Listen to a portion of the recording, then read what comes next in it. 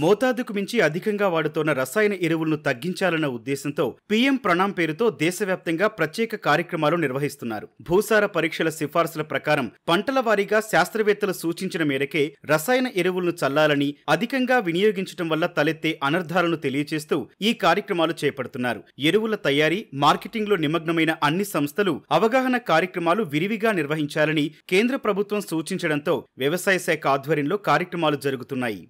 ప్రస్తుత వ్యవసాయ విధానంలో రైతులు రసాయనిక ఎరువులు వాడుకొని తద్వారా పంటలను పండించుకుంటూ ఉన్నారు.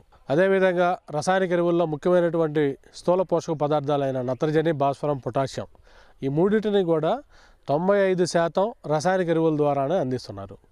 నత్రజని పెరుగుదలకి, అదేవిధంగా భాస్వరము వేరు వ్యవస్థకి, అట్లాగే పొటాషియం చీడపీడలను తట్టుకొని ఉత్పత్తి నాణ్యత కొరకు వాడుతూ ఉన్నారు.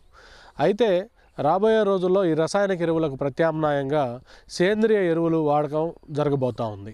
పీఎం ప్రణామ్ కేంద్ర ప్రభుత్వ పథకంలో భాగంగా రైతులకు విస్తృతమైనటువంటి ప్రచారాన్ని ఎరువుల కంపెనీ వారు, అట్లాగే వ్యవసాయ శాఖ వారు ఈ రైతులకు అవగాహన కల్పించబోతున్నారు.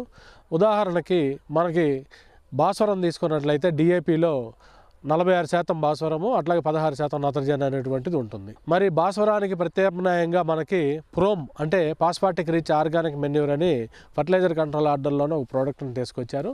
దానిలో 8% భాస్వరం ఉంటుంది. ఇది పూర్తిగా సేంద్రియ పదార్థం ద్వారా తయారు చేయబడుతుంది కాబట్టి డిఏపికి ప్రత్యామ్నాయంగా చెప్పుకొని రైతులు వాడుకోవచ్చు. అట్లాగే పొటాషియం కూడా మనకు ఉన్నటువంటి ప్రస్తుతం అనేక రకాల పొటాష్ ఎరువులు ఉన్నప్పటికీ కూడా మ్యూరేట్ ఆఫ్ పొటాష్ని రసాయనిక ఎరువులను ఎక్కువగా రైతులు ఇష్టపడతా ఉన్నారు. దానిలో కేటీఓ 60% ఉంటుంది. ఇది పూర్తిగా అంతర్జాతీయంగా ఇతర దేశాల నుంచి మనం దిగుమతి చేసుకుంటూ వస్తూ ఉన్నాం. దాని ధర ప్రస్తుతం మార్కెట్లో ఎక్కువగా ఉంది. అయినప్పటికీ రైతులు కంపల్సరీగా పొటాషియం వాడాలి కాబట్టి పొటాషియం డిరైవ్డ్ మొలాసిస్ పీడిఎం అనేటువంటిది ఒక సేంద్రియ ఎరువు ఉన్నది. దానిని ప్రత్యామ్నాయంగా రైతులు ఈ పొటాషియం కొరకు వాడుకోవాల్సి ఉంటుంది. సిటీ కంపోస్ట్లో కూడా నత్రజని, భాస్వరం, పొటాషియం అన్ని రకాల న్యూట్రియంట్స్ కూడా మొక్కలకి అందుబాటు అవుతున్నాయి కాబట్టి రాబోయే రోజుల్లో రసాయనిక ఎరువులకు ప్రత్యామ్నాయంగా వీటి వినియోగం కూడా పెరగబోతూ ఉంది. ఆ దిశగా కేంద్ర ప్రభుత్వం కూడా అన్ని రకాల ఎరువుల కంపెనీలు, అట్లాగే వ్యవసాయ శాఖకు కూడా దీనిపై రైతులకు అవగాహన కల్పించాలని చెప్పడం జరిగింది. కాబట్టి రైతులందరూ వీటిపై అవగాహన పెంచుకొని రసాయనిక ఎరువులకు ప్రత్యామ్నాయంగా సేంద్రియ ఎరువులు వాడుకోవాల్సిందిగా సూచిస్తున్నాం.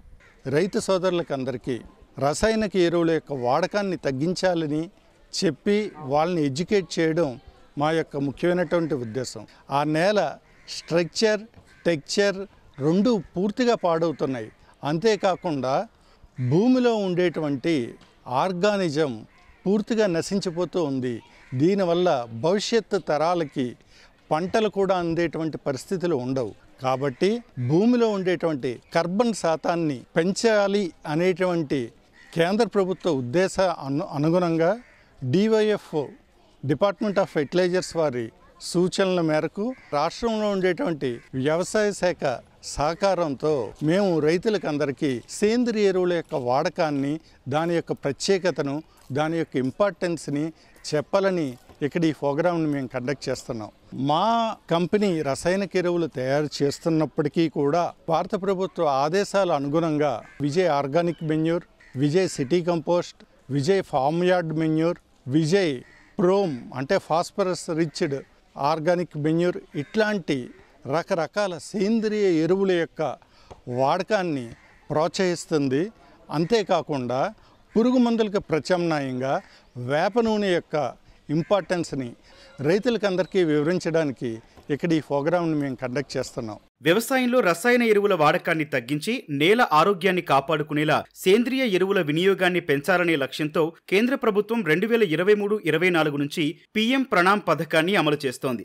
ఎరువుల కంపెనీలు సేంద్రియ ఎరువులను రైతుల్లోకి తీసుకెళ్లాలని సూచిస్తోంది. రైతుల అవసరాలకు మించి ఎక్కువగా రసాయన ఎరువులను వాడటం వల్ల దేశీయంగా తయారీ సరిపోక విదేశాల నుంచి దిగుమతి చేసుకోవాల్సి వస్తోంది. దీన్ని నివారించి పరిమితంగా ఎరువులను వినియోగించి మిగులు మొత్తాన్ని ప్రజాహిత కార్యక్రమాలకు వెచ్చించాలని కేంద్రం భావిస్తోంది. 2026 సంవత్సరం వరకు ఈ కార్యక్రమాన్ని అత్యంత ప్రతిష్టాత్మకంగా అమలు చేయాలని రైతులు మాత్రమే కాకుండా వ్యవసాయ రంగంలో భాగమైన వారంతా బాధ్యతాయుతంగా ముందుకు సాగాలని సూచిస్తోంది.